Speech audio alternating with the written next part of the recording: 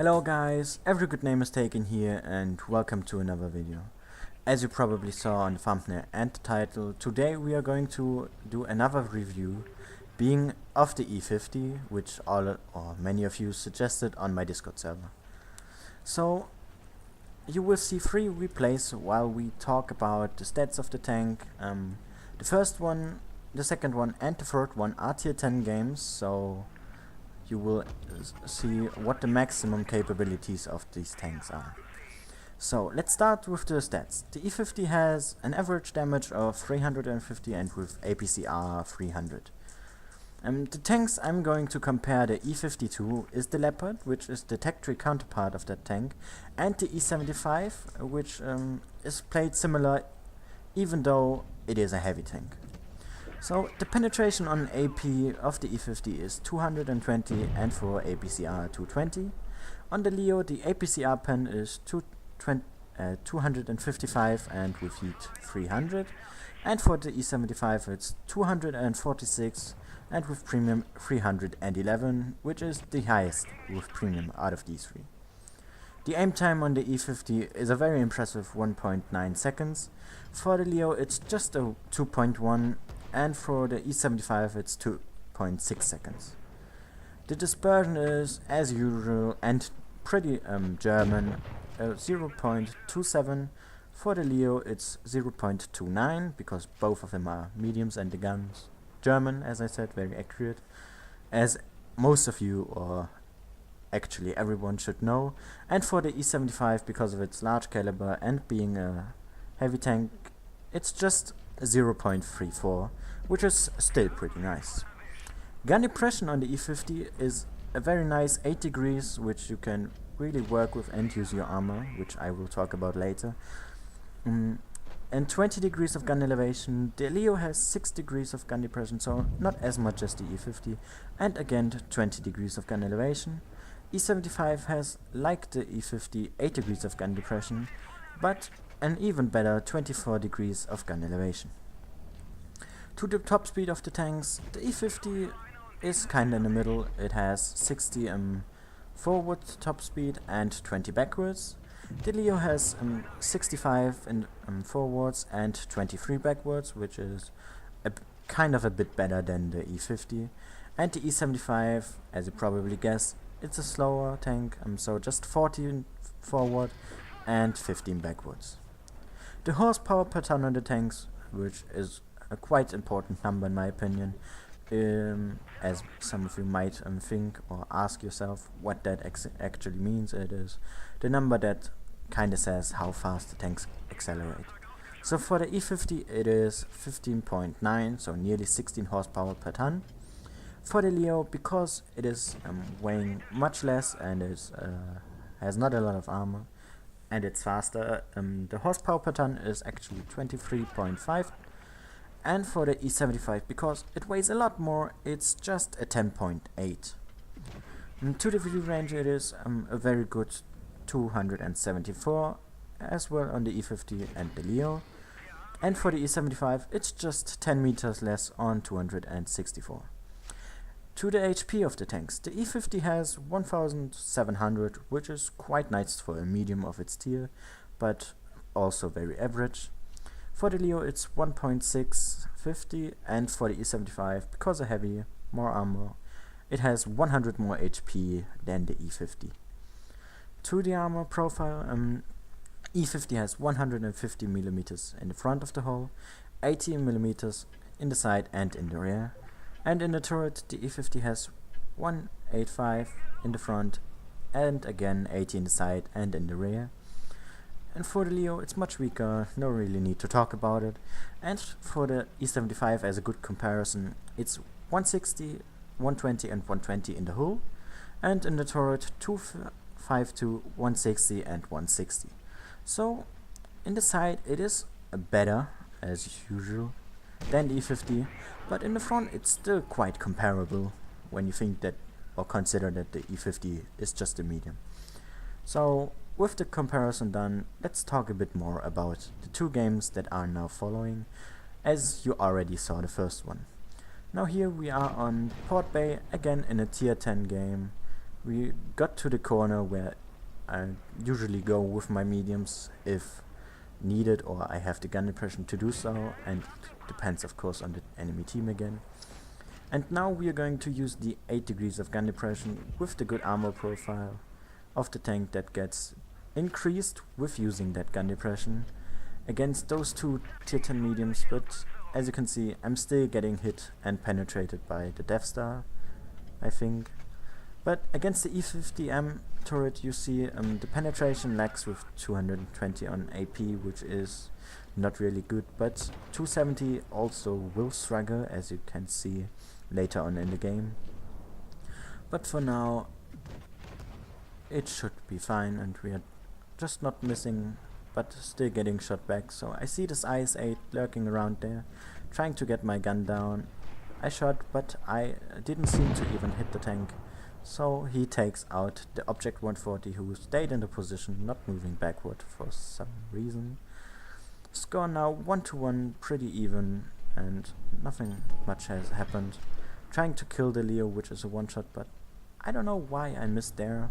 Probably because I was grinding the tank and the crew was not maxed out yet, but who knows. Leo just went in, so managed to kill him, but he still put one shot into me. Bounced again on the Leo turret, even trying with APCR right now, but it's not really helping much, even though I'm hitting the cupola, which, as you might think, is weaker, but for some reason not. So I'm switching to HE, doing some damage. So I think, hey, it worked, so let's try to kill him with the next one, which I can also pull off.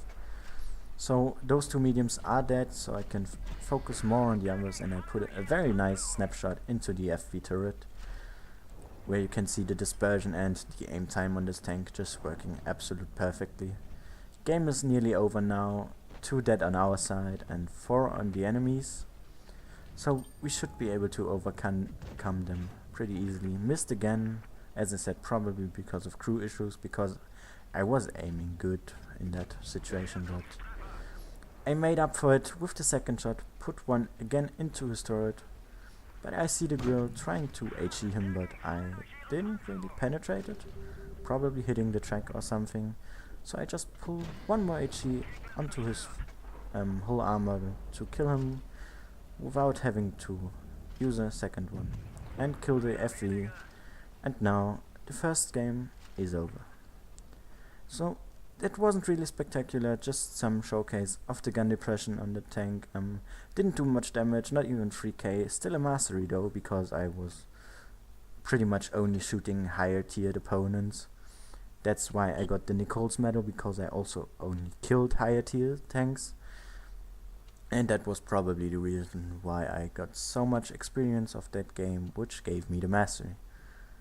And with that said, let's move to the next game, which is actually the highest game I've ever done in that tank, which is also in a tier 10 game, surprisingly. And it's on one of the latest maps, Alpenstadt, which I actually don't really like to play, because you can get cross shots from so many different locations that I don't even pretty much know where I'm safe or where I'm not. So I'm trying out something completely different here. Just going into the middle, using the gun depression again to put one shot into that crossing Centurion 7-1. And the FV, but I hit the dirt because crew was not 100% yet there. I think it was just 5% missing or so. So I missed the second shot again because I was already rotating, because he was aiming at me. And I don't want to get hit by the biggest gun in the game, of course, which can delete half of my HP or even more if he hits me correctly. But he backed off, so I'm moving forward right now. Don't really know why, actually.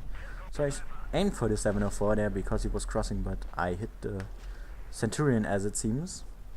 But let's not focus on these guys, because I noticed that the IS-4 there with the other heavy tank is isolated, so I just want to get rid of them, set the T-57 heavy on fire and kill him with that shot, and now it's just the IS-4 left. which I have struggled to pen because of just 220 of AP pen. Switching to APCR is not really helping in that situation because 270 is also not enough in some locations of his tank armor, but I just aimed a bit better this time, aimed a bit longer as well, and for a weak spot, and I managed to penetrate him with my APCR, and then I said, hey, there's a grill, because I don't want to have struggles with the IS-4 and want to kill his backup, which is the grill. I'm just shooting some HE into him using again the 8 degrees of gun depression on this ridgeline perfectly. I'm just having a look around, seeing what the enemy team does, because I was out in the open as you saw, so I didn't want to get shot in the back. Was trying to go for ram here, but the team kind of stole it. I mean, I don't really counts for me, but I would have liked to get the kamikaze medal, which you get if you kill an enemy tank with a ram 1 tier higher, but I still managed to kill the IS-4, so I'm happy, I guess. Now, pretty nice use of accuracy here, just managed to track him though, so it's a bit unfortunate. Saw the Centurion, switched to HE again because no chance of panning that, and then I've noticed in the chat that they said Leo is AFK. Usually I wouldn't go for an AFK tank if there's someone else still alive, being that 704, but since the Leo might spot us or come back to the game again, I just wanted to quickly get rid of him with some HE shots and rams, because as you probably know, E50 is the best ramming tank in tier 9 in my opinion, just because of its speed and because it weights so much, and the front armor is pretty strong as well. So I killed the Leo or not killed, but put him down to very low HP for the FV to pick up, with some shots with HE into side and some rams, which helped a bit to improve my damage here. I'm just going for the 704, shot him and going for the ram kill in the end to finish this game off. And in my opinion the best game I had in that tank, which was over 6k, but it's still not enough on Blitz stars to get into the Hall of Fame, but that doesn't matter for me, because this was a very satisfying game to have. 6.1k damage, 4 kills, got a Delanglet's medal because I killed 2 tanks that were 1 tier higher, and I don't know, I'm just really happy about this game. And this was it for today's video, and see you in the next one.